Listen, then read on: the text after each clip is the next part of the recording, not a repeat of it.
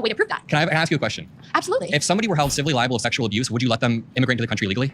No, but we don't know that. So Donald Trump was held civilly liable of sexual abuse, Absolutely, and you're but okay we with wouldn't him know being if the they're being president. held accountable for that or not because there's no record There that is a they're not major taking problem here. records It's that from you're the United denying States all of before Trump's that. past, You all realize of Trump's China, Jeffrey or Epstein wherever they're coming connections. from. Everything. Pause, you've been having a good fight. That was good. Thank you. Awesome. That was really good.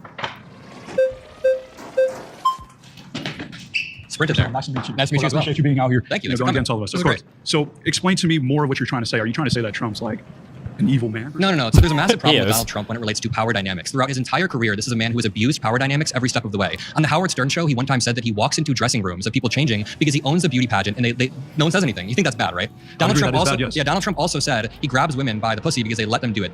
That happened, right? Yes. So then he was also asked in a deposition a few years later, do you consider yourself a star? And he said, I would consider myself a star. So he's basically conceding right there that he's a star who can do it. So my point is, Donald Trump throughout the years has abused his power dynamics by not only walking into girls in dressing rooms, but also being best friends with Jeffrey Epstein, sending Jeffrey Epstein letters while Jeffrey Epstein is at the peak of his sex trafficking. Meanwhile, the average undocumented immigrant doesn't have any power to abuse. Yes, there are crimes committed by undocumented immigrants. Yes, coming to the country illegally is a crime, but when we're talking about sexual crimes on the outer edges and by the statistics, Donald Trump is way more likely to commit one.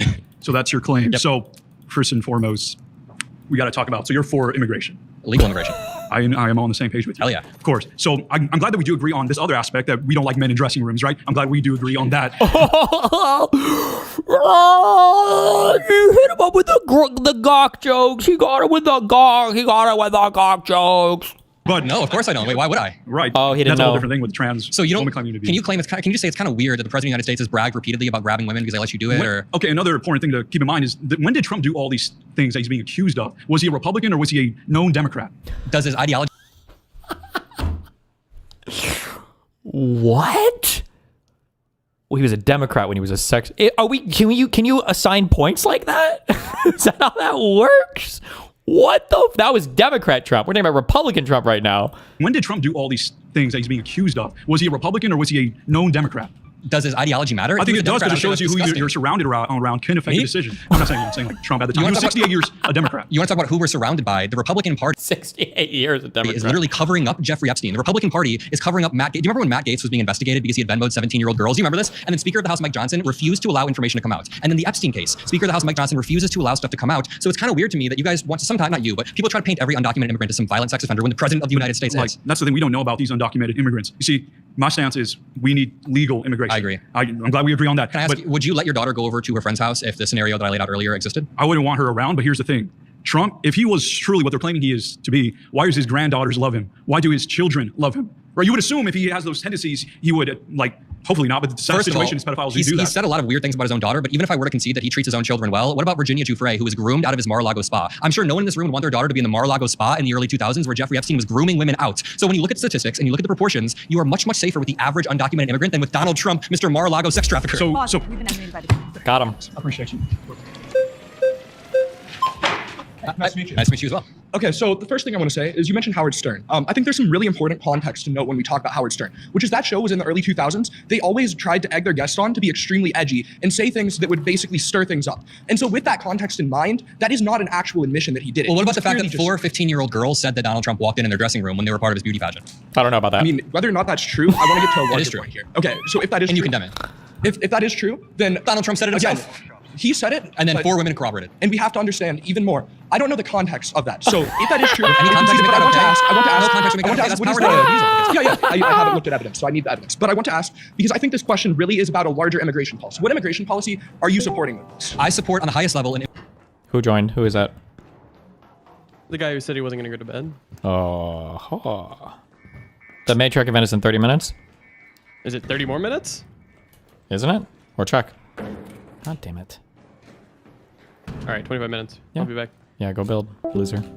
Immigration policy where people come into the country legally, where we know every single person who is in the country at all times because we don't want undocumented people going around, in a way that we can have people be competitive in the labor market for immigrants to just integrate into society in a solid way. So I think there's a way better way to do that than, number one, what Trump is doing. Number two, the deportations that he's enacting are crazy. So now I want to also ask, do you support welfare? Do I support welfare? That would be like Social Security, Medicare, Medicaid. Yeah, things sure, of that to a certain nature. extent. So Yeah, not for illegal here's people. what I want to get to. Yeah. Illegal immigration, or in this case, you want it to be legal. Legal, ideally, yeah. They would all collect on welfare, and if you look at it overall, it would be a net drain That's not on the true. economy. That's not yes, true. that is true. And That studies is that not have true. estimated against it do stuff like estimating that every 1 out of 9 has a graduate or PhD, which is just blatantly false. That is not true. And A few things. Every single study on this topic shows that when immigrants move to the country, especially when they're higher, when they're PhDs as well, they increase more, they give more in taxes, they give Can you more in cite a building study? than, what about Giovanni Perry's 2016 study saying that when immigrants move in the country that they are net benefits. Can you cite a study of the opposite? He kind of got I him. can cite theory. I can cite. So you asked me for a study. You can't He cite got one. him. No, there is a study by the Heritage Foundation. Oh, how are you going to ask him for one and not have one to cite? No, I'm talking about the policy that you're trying to back is going to cause a net harm on the economic future. What's your prescription? You want no legal immigration to the country? No, absolutely not. Okay, so what's your prescription? You can't have mass migration and welfare at the same time. You have to choose between the two. Otherwise, there will be a net drain on the economy. That's this not has been true. well noted through economists like Milton Friedman. And Milton Friedman. Yes, it is. You've been animated by this. That was good. Thanks. What's up? Good to meet you, man. Great to meet you as well. I'm Kai. Adam, I think I like what DGG you're doing or rhetorically. Kai, It's a very up. interesting strategy. Where do you disagree? Well, I disagree in large degree with the framing. Would you agree with the framing that a child is probably safer off with the average illegal immigrant than with Joseph Biden? I think that's what the Republican claim. Perfect. Now that we've agreed kind of that the framing is Well, maybe safer. Can you point to Joe Biden being friends with prolific sex trafficker Jeffrey Epstein? Absolutely. Wait, I mean, there's a web of connections. Wait. Did Joe Biden have girls groomed out of his Mar-a-Lago spa? Did Joe Biden have 26 different credible sexual assault allegations? Or did Joe Biden say that he grabs women because they let him do it? Any of those things? Well, it's interesting I'm because not the even here to say that Joe Biden's perfect, but I just think that equivalency is crazy. I wouldn't want my daughter I around agree. me. I think the equivalency of the average illegal immigrant Donald Trump is crazy. The way that we assemble those statistics is absolutely ridiculous. If you were to take let's say, what's the sample size in your study? How many illegal immigrants were included as a part of the study? It was in Texas from 2012 to 2019. I don't know the exact sample. Let's assume it's over 1,000. It's statistically significant. There is a power there in the value that the study has concluded with. If we have 1,000 Donald Trumps, which of the two will have been more guilty of violent crimes? Wait a minute. The Donald Trump? What? Donald Trump himself is guilty of like 1,000 crimes. What are you talking about? What? If you have 1,000 Donald Trumps versus 1,000 undocumented immigrants, One group will have committed violent crimes, the other the will not have. statistics show. That's true. No, the That is statistics true. show. Which violent that crimes Donald has he actually been convicted of? He was held civilly liable of sexual abuse, sexual assault. Number one, but number two, when you take 1,000 people, you take 1,000 undocumented immigrants versus 1,000 Donald Trumps. The statistics show that those 1,000 Donald Trumps will abuse way more women. Way 26 versus the average undocumented immigrant commits violent crimes at a 2 times lower rate than the native-born citizen. That's Donald Trump interesting. commits crimes at a higher rate than the native-born That's citizen. interesting. Now you see what I'm doing rhetorically? Absolutely. I do see what you're doing, and what you're doing is trying to remove poke a hole in it. what you're doing is trying to remove the effect of the crime from the actual people who are affected by it, which is why you're saying, well, Donald Trump was in a room with you. The issue is when you analyze the difficult, or rather the amount of crime that these illegal immigrants are actually perpetrating, and when you compare it and say that blanket statement, right, that they are less violent than the average native-born American, you're not comparing it individually to each group. Would you let the someone- levels of crime, the rates of crime among groups in this country differ significantly based on where you are and based on what the group is. Would you say? That's why I said average. That's why I said average. I mean, you could point to a specific area, but that's why it's average. You understand that Would you let not someone who only- was held civilly liable of sexual abuse immigrate into the country legally? You understand? No. Well, no, I don't think so. No, But you let them be the president. You're not engaging with the statistic that you brought up at the beginning. Okay. And again, the framing that Because you're saying that you can't the use- framing that you are providing, if we were to be statistically consistent, would say that with the average illegal immigrant, you are safer than with the average Black American. Would you agree with that framing? With the average illegal immigrant, you're safer with the average Black American. Yeah, because Black Americans commit crimes at a disproportionate rate. No, sure. Okay, so you understand how framing can significantly shape the. Oh, that was a beast.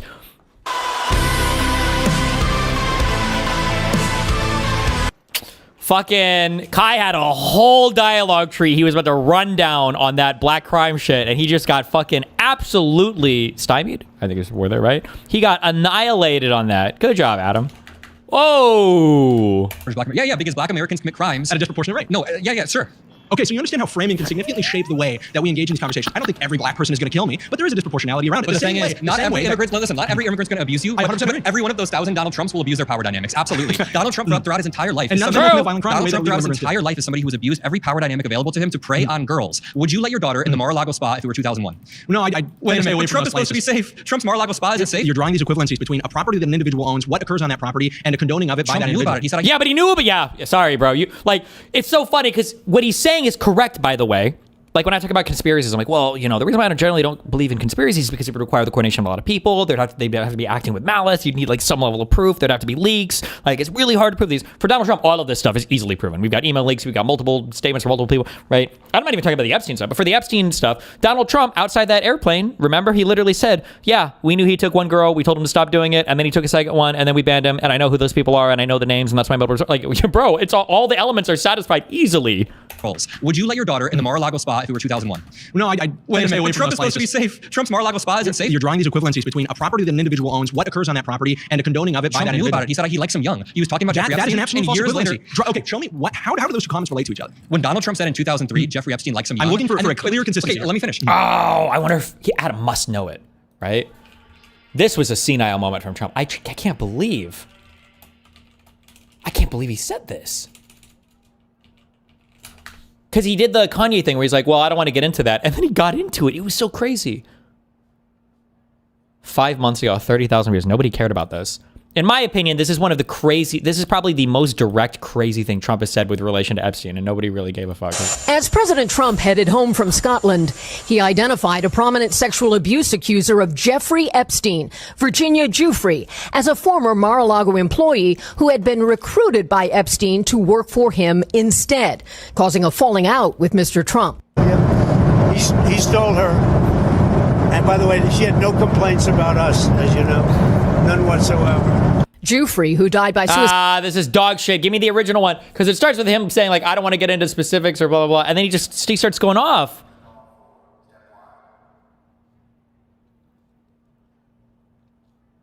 Was it this? Claiming he did. Said, listen, we don't want you taking of sexual abuse. This has more of it, but. When I heard about it, I told him, I said, listen, we don't want you taking our people, whether it was spa or not spa. I don't want him taking people. And he was fine, and then not too long after that, he did it again, and I said, out of here. Again! You know, person. Does that include Virginia Jeffrey? I don't know. I don't know. Wait. I think she worked at the spa. I think so. I think that was one of the people. Yeah. He stole her. Meanwhile, Maxwell has offered to testify before. At least two. He said at least two. He admitted to two for no reason. Also, this is some shit you usually torture people to get out of. He just admitted he's for no reason. He just says it. But like, yeah, that's just wild to me. I wonder if Adam's aware of that clip. Oh my god. Donald Trump says in 2003, Jeffrey Epstein likes him young. That happened, right? Oh, wait, what is that? Wait, What is that? Let me finish. Did that happen? Sure. Okay, 3 years earlier, Virginia Giuffre was groomed out of his spa by Jeffrey Epstein. Donald Trump held private parties in the 90s where him and Jeffrey Epstein, just those two, had 20 calendar girls. You can look this up. I hope there's one on screen. Were any of them calendar 14? girls? Okay, what about the 15-year-old girls that Donald Trump walked in on in his dressing rooms? I mean, no one here. Again, I've this had three people say they wouldn't let their daughter around Trump. 3 people say they wouldn't let their daughter around Trump. I wouldn't let my daughter around Joseph Biden. That's Again, fine. this I'm not framing. defending Biden. I don't Well, you care. don't have to defend a thing. You haven't staked out a position. Biden You've easily admitted that once we change the framing to talk, for example, about things that are more relevant to the average Here's the American. problem. For instance, the average person who is living in Texas, right? The way that these people are going to feel the effects of migration are not as an average. There is no cookie cutter average The study American. was done in Texas. Hold on, I understand that. That's why I'm citing the study. It's That's the why I highest mentioned immigration Texas. state. Yeah. Here's the point. Oh, that was really good. Appreciate it, man. Likewise, it's good to meet you. Yeah, great to meet you. He got outvoted. Quick. Hey, nice to meet you. Great to meet you as well. Thank you very much for having this conversation. This is great. Yeah, so I want to start with by saying I think your claim is actually quite absurd because it's really a nothing burger. If Donald Trump is, worse to be a babysitter for my child than an average illegal immigrant, that doesn't really mean anything. True, though? I wouldn't let my kid with anyone. I wouldn't let my kid with Harris, with Biden, with Destiny. What? There's so many are you serious? There's okay. Wait, so Bring me back. You can see that your kid's probably not safe with Donald Trump. If I had with the average undocumented. I think this is a red herring. What I really want to talk about, what I really care about, is are kids safer under Donald Trump or under a potential Kamala Harris administration? Because if you really think about it, when we're analyzing the safety of our children, Kamala Harris is pro-abortion. Kamala Harris likes transgender surgeries for our minors and hormone therapies. But if we're talking about specifically immigration, her open border policies was absolutely drastic. Okay, wait. You want to talk about which administration kids are better off under? The big, beautiful bill that we were just all talking about in the last segments will remove over the next decade hundreds of thousands of people from having school lunch. Free school lunch. Are you supporting free school lunch? Do you support free school lunch? What I want to talk to you about. We're not talking about that. We're talking about trans stuff right now. Okay, no. You were just talking about children's safety. Yeah, I'll tell you. I need to propose to you why I think we are going to be safer under Donald Trump than under because of transgender people, or what? Because of illegal immigration. Under Kamala Harris's open border policy, under her policy, we had an influx of illegal immigration, many of which caused children to go missing. But furthermore, Donald Trump is really good at promoting national sovereignty and national identity. And I think that's really the core issue at hand here when we talk about immigration. And we see Donald Trump promoting deportations, promoting enforcement on the border is going to unify the nation and bring us back to our national identity. What about the citizen the great children of people who are unifier. here illegally who are now terrified that they're going to be deported along with their parents, as do people were? What about the kids that we Donald kicked off Trump's of free actually not school doing that lunch? many deportations. Wait, he's not doing that many Wait, so deportations. he's not? So he's failing? So he's lying? Wait, so how are you going to claim that he's not doing that many? No, he's. How are you going to make a comparison when you don't know the number? It's 2 million. I got to mention this. You don't know the number. I got to mention this. Donald Trump's promotion of national security and national sovereignty in his strict border enforcement policies is what's going. His talk about mass deportations, it's really good for creating a deterrence effect, truthfully, on illegal immigration coming to the nation. But what I really want to talk about is that Democrats say all the time that diversity is our strength, and I completely reject that notion. I think unity is our strength. Yes. Okay, let me ask you a thought experiment. If I were to take you and drop you off into South Africa, you wouldn't know what's going on. You don't understand the culture. You don't understand the language. You don't understand what the people around you are doing. Now imagine. If you were to go to fuck, I forgot that Cape Cod is that? Did I just make that up, or am I summoning this from the deep recesses of my mind? What's the name of South Africa's capital? Cape Town, not Cape Cod. Do most of the people there speak English, or am I crazy? That's half of it. Now imagine every single person in the United States felt that way. We would be in total chaos. No one would understand anything that's do you going think on. everyone in the United States feels that way right now? Together as a unified nation. Do you think people feel that way right now? I think under the left's radical administration, they are promoting like because you said something. Let me respond very quickly. You said a lot. There was a moment where you said something about rather than diversity, we need unity. Well, both coincide. When we have a diverse nation, a melting pot, as we do, all you can ask for is unity. We have a president of the United States right now who is trying to get the military to boo my side. He called my side Nazis that need to be taken care of, and he did this. There's a clip of it online. In order to have unity, you need to assimilate to an idea, which is the idea of America, the American freedom. So what's your broader point? Yeah, what's that? My broader point is that right now, can you concede that children are safer with the average legal immigrant? Because it sounds like you did when you sat down. I got him. Can you please let me finish? Okay, so under the Trump administration, children are safer than under the Democrat open border policies that we saw. Open border. By what statistic? By what statistic? By the border enforcement statistics. How many people across the border since Trump came into office? Since Trump came into office? You want to know what other countries have zero border? You obviously don't want to talk about issues. I will concede right away that Donald Trump has decreased both immigration and tourism into the United States. Yeah, so what Kamala Harris is doing? No, I've been lying to get this. You want to know what other country has zero immigration and zero tourism? North Korea. Russia has no tourism. Yeah, that's crazy. But you need to have the American idea to understand to and assimilate to. Got him. That was good. That was really best argument. My last claim is Donald Trump is the most corrupt president in American history. Hi, I'm Blake. Nice to meet you, Blake. Thanks for being here. This is a great conversation. I think that Donald Trump maybe is one of the least corrupt presidents in American history. I think that Donald Trump came out of a very corrupt system, not himself, but the America that elected Trump saw what happened after years of Democrat control, after years of Clintons and Obamas and all the same. And Trump came along and he said, we have to change this. We have to be uncorrupt. We have to be done with these people that coming in, they have these donors controlling them. Think about that 2016 debate. Hillary Clinton came in and she was controlled by the donors. Trump came in and said, I'm spending my own money. I'm not controlled. I'm spending my own money? This guy's like double. He made like $3 billion increase in net worth. Rigged for years, and it has been. But what Donald Trump did is not unrig the system. He re-rigged it for himself. When he got into office, his net worth was $4.3 billion. Can you guess by how much his net worth has increased over the past 9 months? Thank you. Wait, can you just guess? Network. Can you just guess, Harry? We really don't. Now the liberals want to talk about making money in office. Well, that was your point, retard. Ah! God damn it.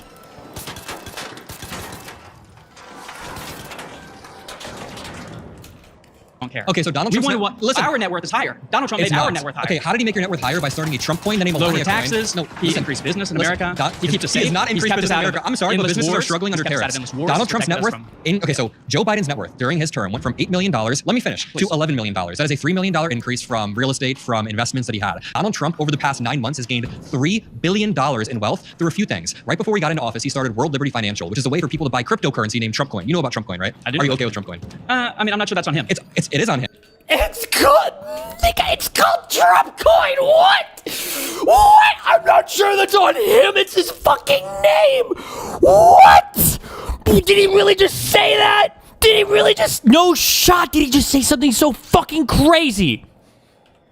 Has gained I said Ninja Mother. $3 billion in wealth through a few things. Right before he got into office, he started World Liberty Financial, which is a way for people to buy cryptocurrency named Trump Coin. You know about Trump Coin, right? I do. Are you okay with Trump Coin? I mean, I'm not sure that's on him. It is on him. He literally 2 days before his inauguration leveraged the hype of it to launch it. I can't. How much do you think Trump knows about? Wait, for the guy who listens to me, who does the sound things, I need the realities, whatever I want it to be. I need that on my fucking soundboard, okay? Meme points. Okay, the thing is, it doesn't have to know about it for him to know it's a good channel of corruption. So, you know who Justin's son is? Tell me. A Chinese foreign entrepreneur who is being investigated by the SEC for market manipulation and fraud. Wait, who did he not know? Trump knows about meme points. Okay, the thing is, it doesn't have to know about it for him to know it's a good channel of corruption. So, you know who Justin's son is?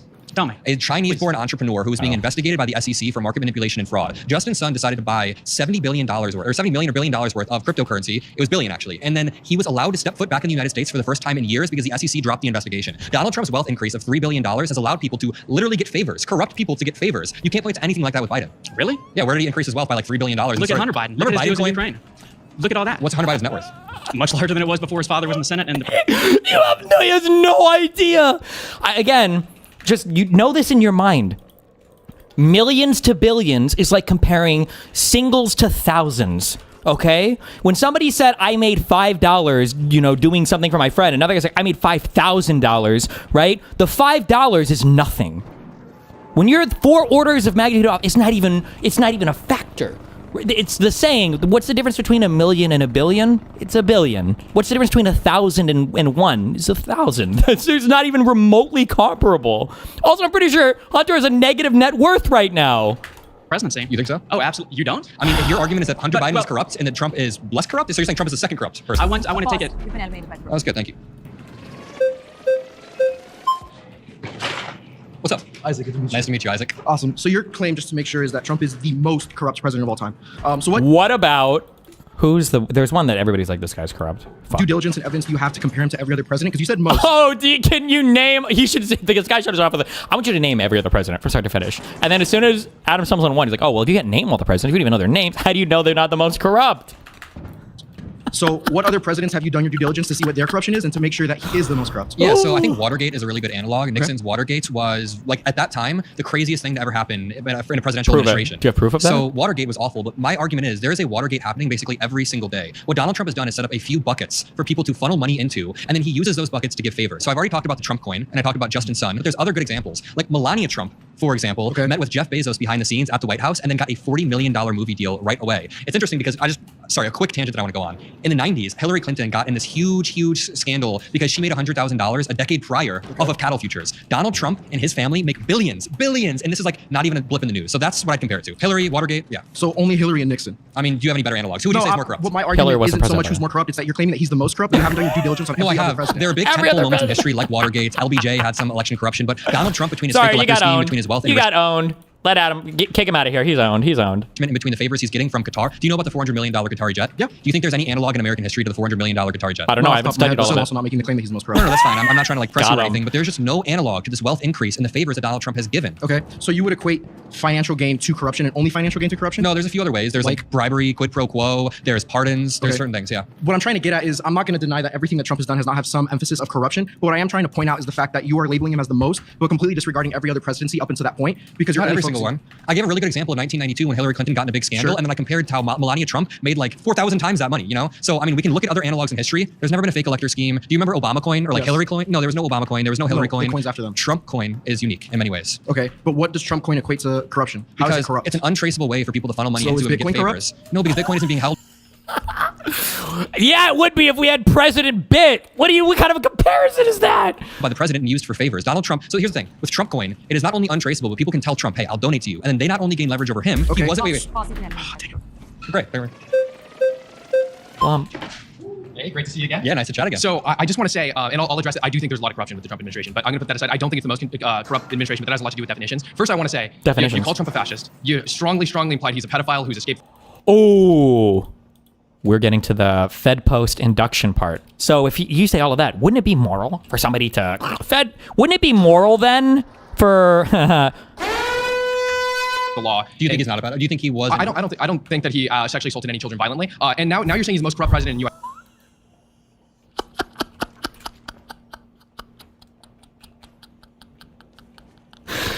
Why would you add that qualifier?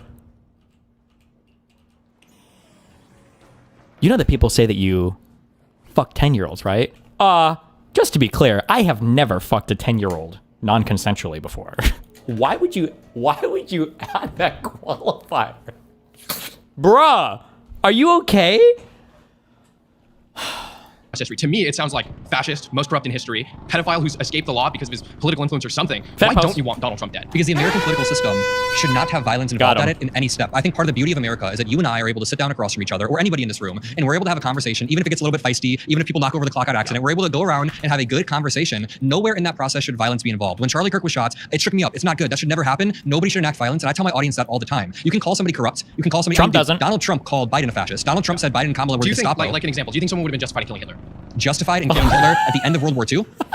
You could say in the lead up, whenever he started putting Jews in gas chambers. I think that the man who was genociding Jewish people could be justifiably killed, but Donald Trump isn't genociding any sort of group right now, so that's a little bit different. Well, when I hear is fascist, and you attach all these things, so I think that there's a strong implication there that some violence is justified. So but I think that has more to do with your watered down definition. Wait, do you think that people in positions of power shouldn't call the other side fascist? Yeah, well, I will say the Trump administration uses divisive rhetoric. And wait. Do you think they shouldn't use the word? So when Trump called, so this is easy because you can justify this based on the context or the environment that you see somebody in. So, for instance, should you kill somebody who is trying to murder you, or if there's like a murderer on the loose and you like see this guy, like, are you morally justified in killing him? Probably, yeah. But if you're in prison with another guy who's a murderer, are you morally justified in killing him? Well, no, he's in prison, right? This is not like a threat anymore, you know? If you are in Hitler's government, in a fascist regime fascist regime that is genociding people, are you justified in killing him? I mean, maybe. I mean, a fascist regime, you know, violence is basically the only way to make your voice heard. Donald Trump, even if he is a fascist, still exists within a democratic republic, still exists within a constitutional, arguably, theoretically we are, where he is limited by the system that exists around him. So even if Donald Trump was literally Hitler, even if Hitler came back in time and took Donald Trump's place, you arguably wouldn't be justified in trying to kill him because you still have a democratic system by which you can hold him accountable. Kamala fascist? Was he calling for Kamala to be killed? No. Why not? Because there's not this consistent. He did it over and over throughout the campaign. There's not a consistent force of claims and a culture on the right that supports Stephen violence. Miller just said the Democratic Party isn't he said it's not a political party. It's a domestic extremist organization. Yeah, there's differences with the audience that you're speaking to. So when Democrats say someone's a fascist, someone's violent, Democrats actually go out and commit these acts of violence. Is what we see all the time. Really? So all the time. Yes, of course. You see this. Basically, every single study. I can point to the one by the CSIS. Yeah. Those are biased. You cited the study on illegal immigrants earlier. There's no like baseline. No one had a bias. What's the methodology of that study? Explain to me. Wait, the political violence study by the CSIS. Let's talk about this one very, very quickly. They go through all of the violent, lethal crimes over the past decade or maybe 2 decades. And what it shows with Minnesota incident. And also, I want to say there's a difference between the far right violence that's fully denounced. There's branches of the Republican Party that aren't allowed anywhere near it. My problem is that leftist ideology, lethal crimes over the past decade. Excuse me, what did you say, motherfucker? And what it shows with the Minnesota incident. And also, I want to say there's a difference between the far right violence that's fully denounced. There's branches of the Republican. Fully denounced? I'm sorry. What is he watching? Am I missing all these news segments where Trump is fully denouncing violence on the right? I don't remember that. I remember stand back and stand by. And I remember Donald Trump saying that when the right commits violence, it's a righteous type of violence. And when the left does it, it's because they're just being, criminal. Where is all this Trump denouncing violence thing at? Please tell me. Party that aren't allowed anywhere near it. My problem is that leftist ideology is an ideology of violence. That is not true. The difference that I see. You think Chuck Schumer is causing violence in Congress? Chuck Schumer. Let me finish speaking. Okay. So the difference. Chuck Schumer. The difference that I see with Democrats and Republicans. Now I lost my train of thought. Is the Democrats do have a culture of supported violence. The Republicans just don't. Wait, are you sure? Donald Trump pardoned 1,600 people who beat the shit out of cops. What's the analog to that with Democrats? So you're telling me that all of those people were violent offenders? No, I'm saying that. So why did they all have to be violent offenders? What is the? Okay, well in that case, and you agree that the BLM protests were all peaceful then, right? Because the vast majority of them were. Most of those people weren't committing violent acts, right? They were all peaceful, right? Even the riots that were riots were mostly peaceful, right? How many of those people were violent offenders? I mean, the amount of people that beat cops. How many of them were violent offenders? Probably a few dozens. A lot of them were arrested for trespassing. Yeah, a few dozen. So upwards of 30 were violent offenders. Wait, you're okay with a few dozen people, violent people? No, Trump went out of his way to not pardon violent offenders. He pardoned everybody. It was a blanket pardon. How do you not even have the right facts on this, you fucking retard?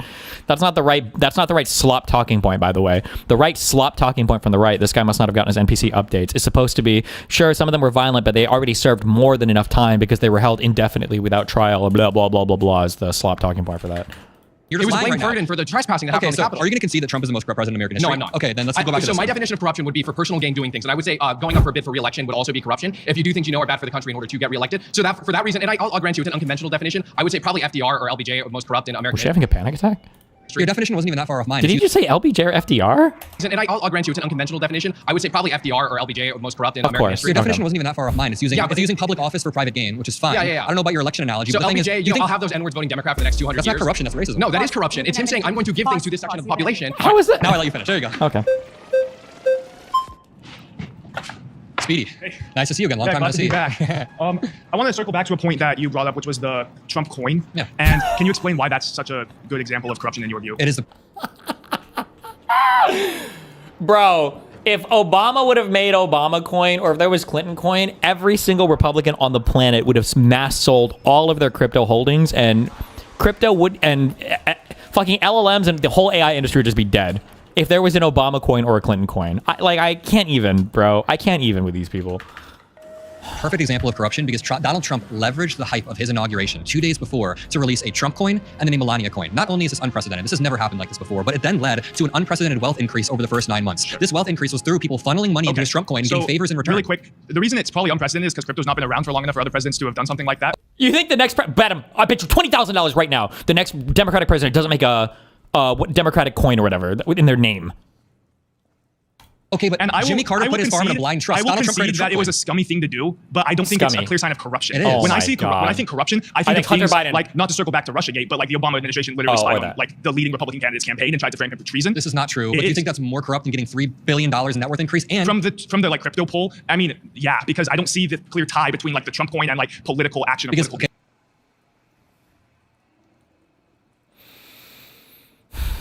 Trump coin is owned 75% by Trump and his family. It vests throughout the term, meaning money gets released to Trump and his family. What this allows is for people in an untraceable manner to donate to this and then get favors. Like I said earlier, you don't know any of that's happening. Wait, Justin Sun was allowed. We can't know. It's anonymous. It's fucking crypto, motherfucker. What are you even saying? What are you even saying? What the fuck? That's the whole point. That's the fucking problem. Stepped foot in the United States and then went to a private dinner with Trump for the executive branch. You don't know that it's because of Trump. You don't know that any of this is happening with that. Trump has sold a lot of things. Trump has sold a lot of cheap products. He sells Trump watches, he sells Trump commemorative coins, and he sells Trump cryptocurrency. To me, it seems like he's like a businessman who's been doing business for his entire life, and he's just doing another business. I want to draw a distinction.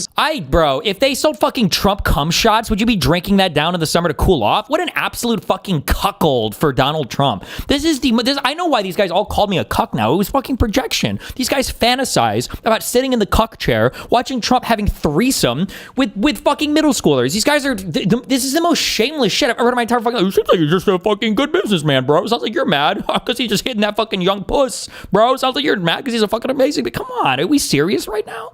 Scummy thing to do. I think like selling cheap commemorative coins is scummy. I think it's really important to draw a distinction between monetizing your name, monetizing the presidency by selling things, and actual corruption. So what Donald Trump is doing, corruption. I think it's the same example. Okay, so when Donald Trump gets a $400 million jet from Qatar, and then Qatar builds a $5.5 billion golf course in their country, and now Trump is doing joint training exercises with them in the United States, is that quid pro quo corruption?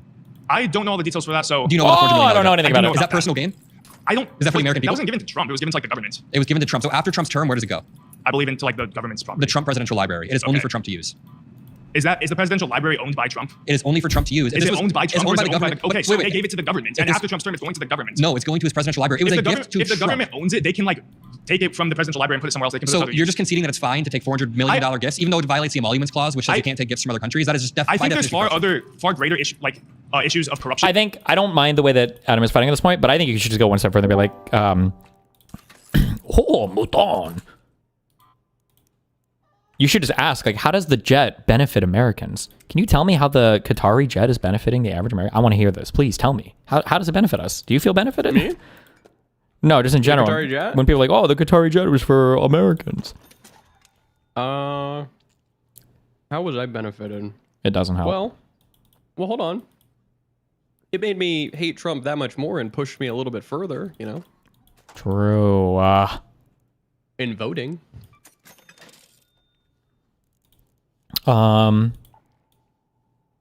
Okay, I'm almost done with this, probably in like 10 minutes. Yeah. Can we queue up just one more Stellar run, and I'm going to, I have the ion boxes for you, and I think can you make the advanced electrical components? Check. I just need these frequency modulation boxes. They usually appear in the assembly part. Let me look how many I got. You can craft them too. Advanced electrical components. You need 5 of them apparently. Or do you need a blueprint for that? You can't make them? No, I can make them. I can make them. Yeah, then tell me how many you can make. In our country's history, and I think singling out this one where Trump, the government was given a jet by one of our allies is not all that. If you can hand wave Trump coin and the wealth increase, and you can hand wave other countries giving him gifts, then I'm not necessarily hand waving it. I'm just saying your claim is he's the most corrupt president because he's rigging the system for himself. You are speculating that not speculation. You are speculating. You're speculating that there was a quid pro quo going on with Trump and Qatar. You're speculating that he funneled money into Trump's campaign or whatever. What about a few days ago when the leader, there are like clear examples that we've seen that there are released documents. So that's clear. Wait, that's clear. But there are released documents of Russiagate and it being a hoax. They all knew it was like the documents. The documents didn't say what you think they said. The killer response to that, when somebody says like, oh, there was the whole Russiagate hoax where they just tried to pin this bullshit on Donald Trump. So all of the people were involved, Obama, all of the intelligence agencies, all the heads, Hillary Clinton's campaign. 2 questions, and there are really 2 good questions. One is, why was none of this leaked before the vote, before the election, so that it could actually be used against him? And 2, then where are the fabricated indictments? Why didn't they just indict him? Why didn't they just make some shit up and indict him? If they had this much control over all of this, then why didn't they just indict him on shit? And they're going to say some shit about, well, they didn't find evidence. Who cares? Fabricate it. If you're saying that there was a whole Russiagate hoax, wouldn't fake indictments literally be part of the fucking hoax? Why would you stop right before faking the indictments? Why would you fake every single fucking part of it, except for the indictment part? The most important fucking part of it. That's so stupid. They did say it. Okay. Thank you. That was tense. Welcome back. Hello. Okay, so Pokey. The prompt is that Trump's the most corrupt president, right? Yeah, so I would like to make a reference to something I spoke about previously, the Biden administration and the millions of immigrants, illegal, undocumented immigrants that they were letting in that were disservicing the poverty population and the lowest margin below, legal immigrants that were coming in and working hard to get those opportunities, and they were rigging the system for illegal, undocumented immigrants to receive all the benefits that all these people work for citizenship to get. First of all, these were asylum seekers. The border wasn't just open. There was an abuse of the asylum system. But it was open. But people were just coming through. How come in August there was 265,000 undocumented immigrants that came in with no papers and no just process? This August? No just process. No, last August. Hold on, let me. Okay. I missed my medication. You're good. So You're good. Ready up. Trust me, you're good. Sorry, guys. Hold on. Anyway, so bitch. what I see as corruption is I see my grandparents with tears in their eyes because they don't qualify for Medi-Cal because our tax dollars are going towards people we don't even know are here and that are being brought here and throwing I don't off think the people should come economy here illegally. disproportionately. We agree on that. I think that Biden's border policy was rather indefensible. I don't agree with the fact that it was an open border, but I would never defend Biden's border policy. I think that it was sloppy and he should have been stronger on it was it. corrupt. Well, not corrupt. What's your Yeah, it was definition of corruption? Corruption, I believe, is when things are happening that are an injustice to the people, and I believe that the disproportionate It's gotta be illegal immigration, intentional. thousands and thousands and thousands and thousands of people are just coming in. First of all, taking entry-level jobs from legal immigrants that are saving up the money to keep their permanent citizenship and keep them here. That's a different topic. Do you know what the fake elector scheme is? I do. Back when Trump lost the election, he did the fake elector scheme. How would you describe it to me? Here, I'll just. Didn't there was some sort of phone call, right? Yeah. The phone.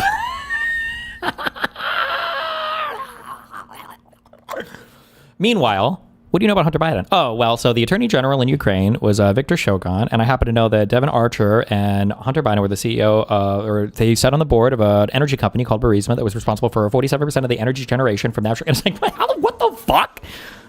Call has something to do with it, but essentially, electors in each Then state how come certified. illegal immigrants were allowed to vote for Biden, and they were being told if they voted for Biden that they would be able to come here and receive all these benefits. Isn't Who that told corruption them as well, that? right? Who told them that? The Biden administration. Biden never they were, said yes, that. I'm yes, sorry, they Biden did. never They were said being that. brought in here to vote for him. Let me just finish and off. being given a free pass to be here. Damn, they voted on like 12 seconds. Thank you. Yeah, sorry, I get it. No, just trust me, you're fine. Nice to meet you. Nice to meet you. So at the end of the day, do you think Trump has been a net positive to this country? You call him a fascist. You're calling him all these terrible terms. Do you think Trump has done good things? Has Trump done good things? Sure. I think Operation Warp Speed was good. Do I think he's a net benefit to this country? No, I think the erosion of democratic norms that we've seen throughout Trump's term is absolutely absurd. I want to repivot to the fake elector scheme because I think that one's really important. Essentially, what Donald Trump did was, after he lost the election, he understood that he lost the election. There were electors in 7 swing states. He had people forge their signature and act like they were the duly elected electors when they weren't. Who was the president the past 4 years? Biden. Biden, right. But at the time, this was Trump. This was when the transition of power was happening. He still worked within the confines of democracy. He did not. The fake elector scheme was necessarily illegal. That's why people were arrested and indicted. That's why all of the fake electors in the state of Georgia were arrested on a RICO charge. And Donald Trump's corrupt ass then said, let's pause this investigation. But you call him a fascist. He works within the confines of democracy. It's not. Do you think the 2020 election was stolen? I don't think it was. Okay, so do you think that Donald Trump claims it was stolen? He was not the president Wait, the past 4 years. Does Donald Trump claim it was stolen? He says there's serious arguments against why he should Not just be in serious arguments. He said they stole it from me. He said this is awful. He said we need to take our country back. Can you make deadlines? You guys keep taking problem with me calling him a fascist, but then most of you guys conceded that the 2020 That's dangerous rhetoric. Wait a minute. It's dangerous rhetoric to convince half the country that the election was stolen. Do you think it's fascistic to try to thwart the peaceful transfer of power and get your vice president hung while he's certifying the election results? He did. He told him to go home peacefully. Does Mike Pence support Trump today? Wait, why isn't Mike Pence his VP right now? Trump was not in office. He conceded. He never conceded. He didn't call it national national police. He has never conceded till this day. Can this pop up somewhere? He was in office when this happened. In action. He didn't call the National Guard and come and say he conceded in action by having his base storm the Capitol. In 2028, he's done, right? I mean, he has a lot of 2028 hats. Is it okay to say that's a little bit weird and fascist? He's trolling. He's doing incredible things for. He's making this country great in a lot of ways. He's bringing back a lot of jobs. Excuse me, I am friendly. Why are you shooting at me? And don't want to get caught. He's making this country great for all of the wrong people. Meanwhile, in our generation, unemployment is up. Prices have gone up. It's a mess. I really do think that this rhetoric of hate really does need to stop from the left. So you're comparing someone to Mussolini, Hitler, Franco, all these guys. It's evil, and we just can't have this in this democracy. I'm not saying he's genociding people like Hitler, but I'm saying the election denial, the erosion of democratic norms, and everything that Trump has done to my city of Chicago is absolutely insane. It's definitely fascistic, and there's just no doubt about it. All right, time's up.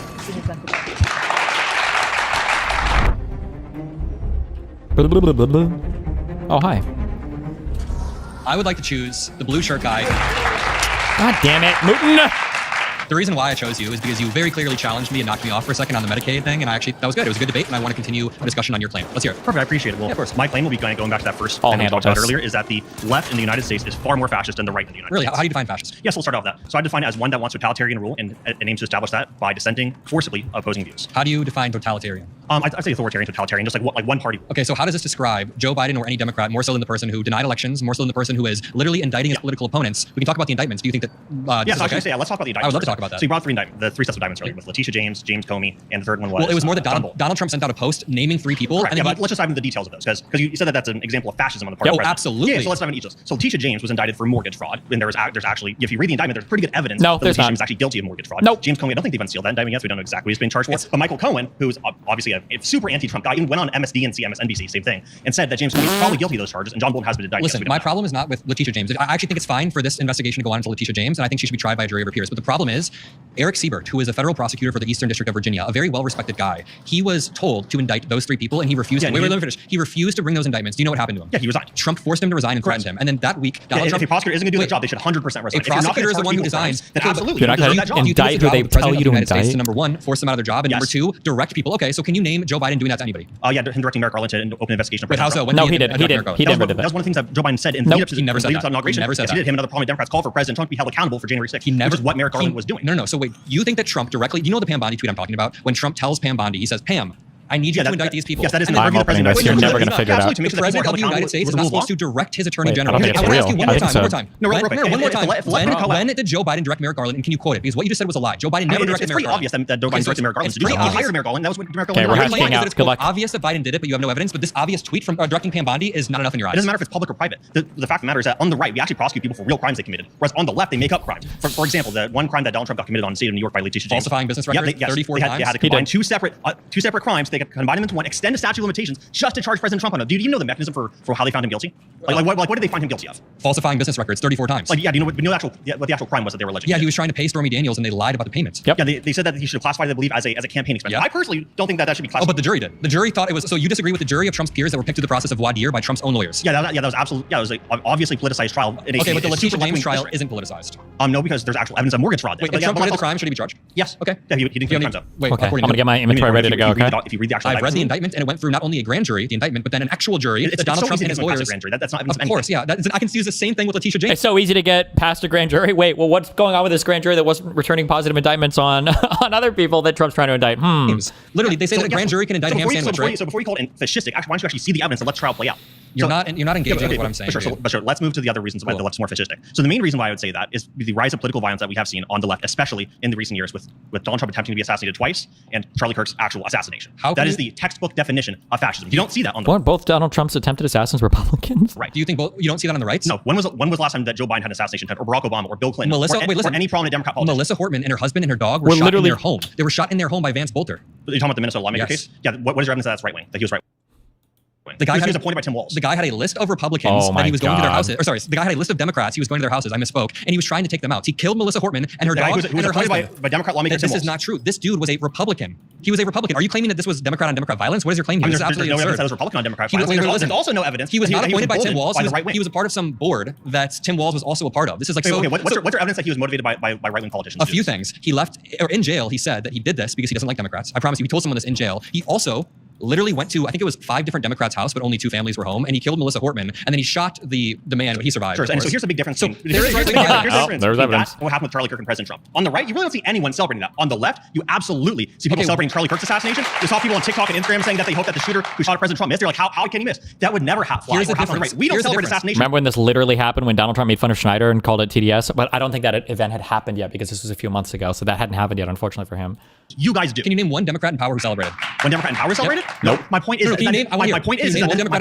this is a cultural problem with the left. No. The left as a whole, their culture is fascistic. So you can't name one Democrat in power who celebrated, but when Nancy Pelosi's husband Paul Pelosi had his head bashed in with a skull, had his skull bashed in with a hammer from somebody who supports Donald Trump, Trump and Don Jr. posted memes about that. They posted memes about it the next day. Do you think there is a difference between somebody in power making fun of a violent crime versus random people online? I think that is indicative when you have the entire left as a whole. No, answer my question. Is there a difference between somebody in power? There is a difference because when you see an entire political ideology, the whole, pretty much the entire grassroots leftist operation. So now you're categorizing my entire party as a violent ideology? I think that on college campuses, as a president of College Republicans of America, when chapters across country tell me that they're tabling on campus, people coming up celebrating that Charlie's death, that is indicative of a cultural problem with the left. That you just don't see on the right. You just don't see. You absolutely do. Well, when was the last time you've ever been on a college campus and see someone on the right, trying to celebrate political violence? Even have to look at college students. I can look at the actual leaders of the party who are making fun of Paul Pelosi. What about Mike Lee? Senator Mike Lee or Representative Mike Lee made fun of Melissa Hortman and made jokes about it. Do you condemn that? I don't know what jokes he made. He was saying that it was something about the shooter being, I don't even know. He was making a bunch of jokes about the shooter doing this for some crazy reason, and then he got confronted in Congress. He made a series of jokes online and he had it deleted. Are you saying that he was making fun of people on the left saying that it was politically motivated? Then no, I don't. No, he was making fun of Melissa Hortman days after she died. Okay, do you think it's okay for Trump to post AI videos of Paul Pelosi or whatever? He posted an AI video of Nancy Pelosi laughing about Paul Pelosi. I didn't see the video, so I can't say. But what I can say again, I didn't see people on college campuses doing this, so I can't say. You can pretty easily look at social media and find people celebrating it. I mean, like people said earlier, you have people posting. But no Democrats in power. What do you mean no Democrats in power? If you want to talk about Democrats trying to get power, we can talk about the Virginia AG candidate Jay Jones, who said that he hopes that people on the right kids die. I condemn that. You condemn that. Perfect. So then he should drop out of the race. Sure. Can you name a single Democrat in power who didn't condemn that? The person who's running for Virginia's No, governor. she in a debate last week, she said, of course I condemn it. Even Jay Jones She didn't condemned condemn himself. enough to tell him to drop out of the race. She should tell him to drop out. But here's the fundamental difference right now. You are pointing to people on my side, and you can't name a single Democrat in power who made fun of Charlie Kirk. You can't name a single Democrat in power who said that Jay Jones, what he said was good. I can point to multiple. Well, yeah, people many like Rashida Republicans. Tlaib and AOC who come out after the fact of Charlie's assassination said he was a racist and against memorializing an American hero in Congress. An American hero? There's a fundamental difference. Pundits are American heroes now? Oh my God. Eat shit, you fucking loser. What a soy fuck position. Between the way the two parties function, and it's because Stephen Miller the other day said the Democratic Party is not a political party; it's a domestic extremist organization. When you have people of that political party going out and celebrating the death of the other side, then absolutely you think it's okay to categorize the entire party? 100% needs to be de-radicalized. Wait, you think the entire party? The Democratic Party needs to be de-radicalized. Okay, but you can't name a single Democrat. It is a problem when the base of your party is celebrating other people's death. It is a problem when people of your party are openly calling for death of people like Charlie Kirk. It is a problem when the motives of the shooter are very clear and that it was emboldened by Democrat politicians when they have catch this fascist. What? It wasn't clear. That Democrat politicians rhetoric when Donald Trump being a fascist. But you can't name a Democratic politician who celebrated assassination. That's the reason that Donald Trump was trying to be assassinated. That's the same reason that Charlie Kirk was. Is there any proof that Thomas Matthew Crooks was even a liberal? What's your proof? That Thomas Matthew he donated to Act Blue? That's not true. What do you mean it's not true? Yes, it is. He registered as a Republican solely for the purpose of coming after Donald Trump and voting in Nikki Haley in the primary. So this is your proof. He was like 20 when this happened. What do you mean he's 20? What does that? He didn't even donate in the last election cycle. It was obvious that he was a Democrat, like I say, because he donated to Act Blue before. Wait, so it's obvious he's a Democrat. In 2021, apparently donated $15 to something, but he was a registered Republican since then. But Melissa Hortman Shooter, who had a list of 6 different Democrats, isn't a Republican. Do you see the double standards here? And no, you don't. Not at all. It's that throughout this entire debate, you guys are able to draw connections, even with Pam Bondi. You said that Biden, there's no actual proof of Biden asking Merrick Garland to do this, but the proof of Trump asking Pam Bondi to do this isn't enough proof. Again, the proof is that Merrick Garland on day one did after being appointed from Biden. He didn't. He slow walked. He literally didn't on day one. Biden never asked him to do that because there's a clear. Merrick Garland was a pussy. He was somebody who slow walked every single case. He was absolutely a pussy. I mean, if he was actually as strong as you guys thought he was, then Trump would probably be in jail for trying to overthrow the 2020 election right now. There's no crime there, but Time's up. Okay. How long is the Matriarch event? What's it listed for? Is this an hour or 2 hour thing, or is it like? Let me look. Also, you can see my inventory on screen, just so we have like roughly equivalent stuff. I'll look it in 1 second. Good work, man. 43 minutes. A lot of people in this room probably thought I was going to be way more mean or aggressive or insufferable, but there was this vibe where afterwards everyone was like, hey, that was a great conversation and we need more of those. In fact, I might have more conversations. So I think there's a dynamic where this proves that America still can be based on conversation and not online business. I think I'm such a nice young man too, especially someone like before we came out, right? I guess he was prepared and he had notes and he was ready, right? And I think sometimes you get in conversations with people and you just can tell very quickly they don't know what they're talking about. I do appreciate that he did acknowledge he agrees with some of my points, even just because we're on different sides. You know, I very much appreciate the fact that he was extending his arms to compromise. The that I agree with most is that the kind of moral issues in Donald Trump, that is like the only Republican party right now, just propriety that honestly I have to point out that exists in my opinion in both parties. I found it very nice. There was a moment where Marty took him, he really showed him that he was wrong, and he really got me. And I think it's a really big person to just say, yeah, I'm wrong. Because at the end of the day, if you have a real ideological opposition to someone else, try to convince them. Don't try to cancel them or stop talking to them or hope that someone kills them. I think conservatives and liberals can come together by trying to shed the online algorithms that divide us and promote the most outrage and having more in-person conversations about issues that matter. Once you strip the online divisiveness, you find a human being on the other side who's willing to shake your hand after.